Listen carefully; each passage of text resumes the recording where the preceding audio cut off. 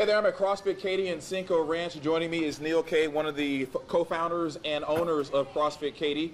And you know, it's the holidays. It's an easy way to pick up pounds really, really fast. But there are some things that you can do to keep those pounds off and stay in shape.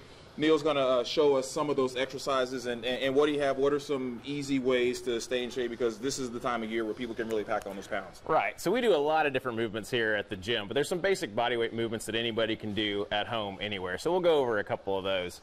We're going to have Allison here help us demo a few movements that you guys could do at home. Allison's one of the coaches as well? She's one of the coaches here. We're going to start with just the basic air squat. We're going to put those feet about shoulder width apart, slightly turning out your toes. We want to make sure we keep that chest up nice and tall. Push those hips back as we go down, pushing those knees out over those toes, sitting down nice and low. We'll see one more. And nice and low, hold that bottom. Good. All right, basic air squat. Real quick, Neil, how many of these do you want to do? Like how many sets, how many reps? So it just depends. There's all kinds of different ways to mix and match up all the movements that we're going to go over here. So there's lots of different ways that we can go over and do that, different reps that we can see at the end here. Okay.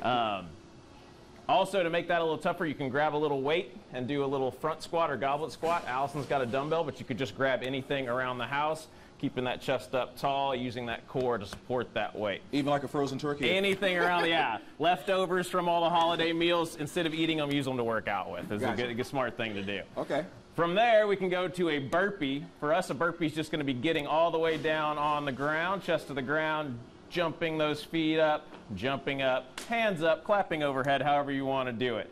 Nice, full body, powerful movement that can be done anywhere.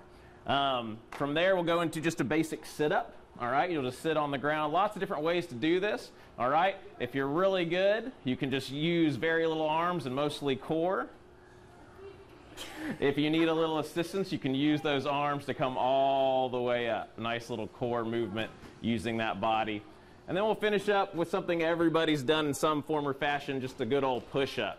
You can do those from either the toes or the knees. We want to keep those arms in tight, keep that chin slightly forward to keep that spine nice and aligned, get that chest down as low to the ground as possible. Same thing from the knees. Keep that body nice and tight, keeping that form solid. So yeah, with those movements, you can do multiple workouts.